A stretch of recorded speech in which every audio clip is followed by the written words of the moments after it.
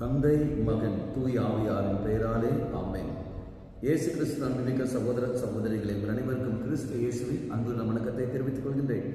இந்த நச்சரி பாகமானது யோவான் நச்சரி 16ஆம் அதிகாரம் 23 முதல் 28 வரையில திருவாக்குகள்.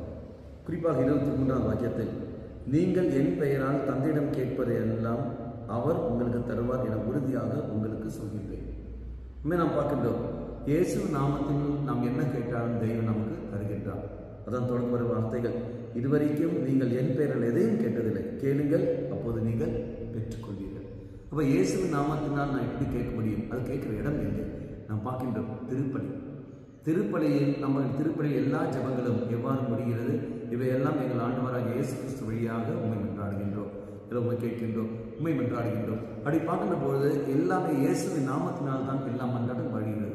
அப்படி திருச்சபடி மன்றாடும் சரி, காணிக்கை மன்றாடும் சரி, நற்கருணை மன்றாடும் சரி, எது இருந்தாலும் சரி, திருப்பலியில் வருகிற எல்லா ஜெபங்களும் இயேசுவை மையப்படுத்தி இருக்கின்றன. அப்போ இயேசுவை மையப்படுத்தி இருக்கிற காரணத்தினால், அவர் வழியாக எல்லாமே அங்கே இருக்கிற காரணத்தினால், அந்த திருப்பலியில் ஒப்பு கொடுத்து நாம் மன்றாடுகின்ற சமயத்தில் நிச்சயமாக நாம் கேட்பது எல்லாமே இங்கே கிடைத்துவிடும். எஸ், நோ, வெயிட், உடனடியாக பதில் கிடைத்துவிடும்.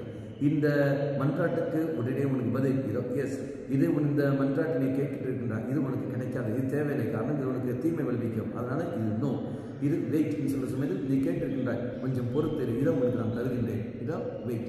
அப்படி பார்க்கிற சமயத்தில் இந்த 3 நிலைகளும் தெய்வம் அந்த பலிப்பீடத்தை ஒப்பு கொடுத்த மன்றாட சமயத்தில் நிச்சயமாக நமக்கு தருவார். அன்பாங்களே, திருப்பலி, ஆனால் திருச்சபை கூறுகிறது, திருப்பலி தான் உன்னதமான ஜெபம், சக்தி உள்ள ஜெபம்.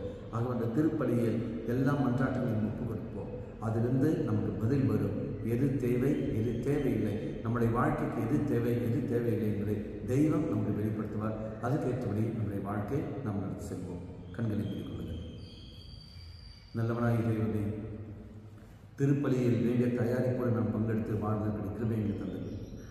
தூய் ஆவியின் வழி நடத்தலோடு அந்த திருப்பலியில் நான் பங்கெடுத்து நல்ல ஒரு வாழ்க்கை நான் வாழ, நீர் விரும்புகிற ஒரு வாழ்க்கை நான் வாழ சக்தியை தந்துள்ளோம். அம்மா மாதாவே, தெய்வ மாதாவே, எங்கள் மாதாவே, என் அன்னையே, விசேஷமாக எங்களுக்காக பரிந்து பேசும். ஆமென். தந்தை மகன் தூய் ஆவியாரின் பெயராலே ஆமென்.